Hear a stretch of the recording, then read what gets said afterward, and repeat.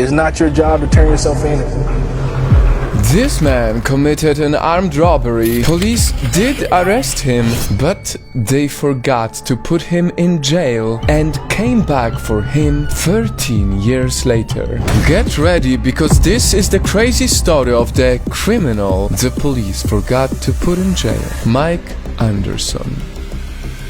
Mike's curious case started when he robbed a man at gunpoint.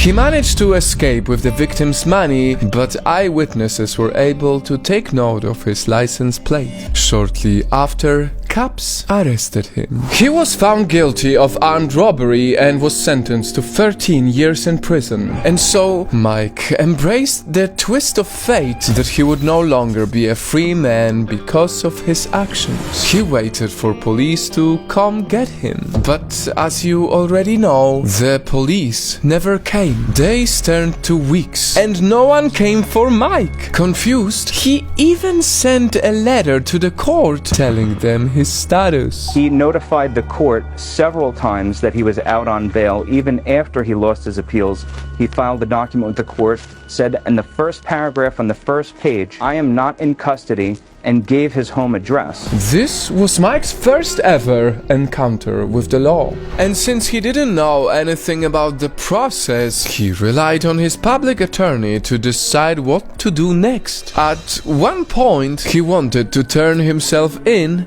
but The thought crossed my mind, but once someone tells you, it's not your job to turn yourself in, it's their job, to come and get you, it's like, hey, well, I'm gonna enjoy every moment that I can. What Mike didn't know was that he was waiting for nothing. Cornelius Mike Anderson initially stayed out of prison because of a clerical error. The plot twist? The police somehow managed to ignore all of the signs telling them that Mike was free, including the very letter that came from Mike himself.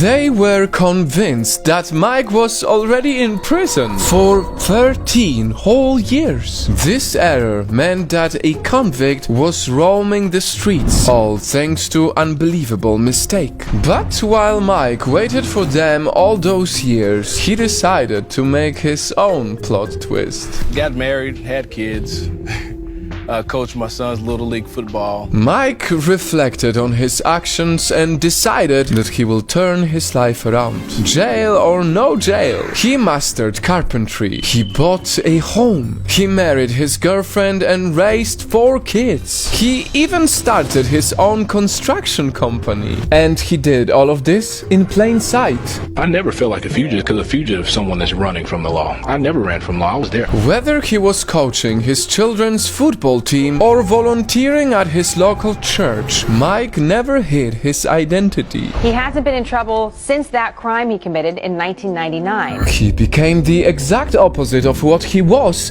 when he committed his first and only crime. He became an idolized, respected, and loved member of his community until finally... Streets were blocked off, they had on the gear, they had helmets, they had full riot gear, shields, AR-15s, everything. The police finally realized their mistake on the very day when he was supposed to be released from the jail.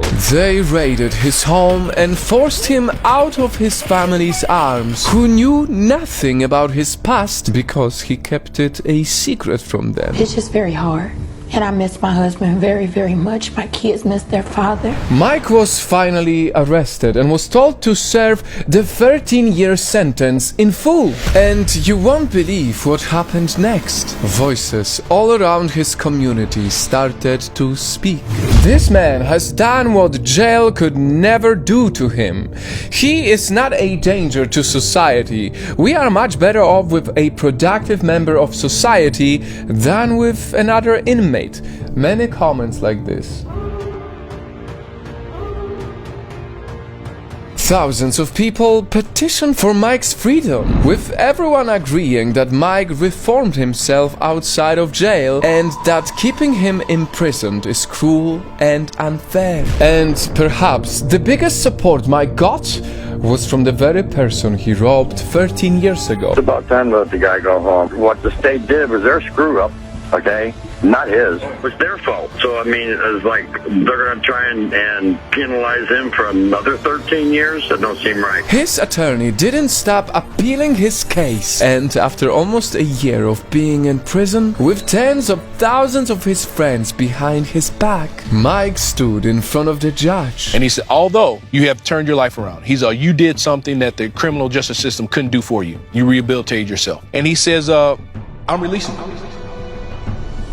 Mike, once and for all, was free. It was one of my happiest days in my life. The judge left him with these words that brought tears to his eyes. You've been a good father. You've been a good husband. You've been a good tax-paying citizen of the state of Missouri. That leads me to believe that you are a good man and a changed man. Good luck to you. It's been quite a long time since I last said it, but I want to repeat it. Bad past doesn't mean bad future. Most definitely, we can all relate to making mistakes in the past. And from those mistakes, we discover the consequences of our actions. We realize that we lie to people. We cheat on people. We hurt people. And these realizations, they hurt us too. So, we remind ourselves to never do it again. May the story of Mike Anderson remind us that anyone, no matter how bad their past was, can turn their lives around.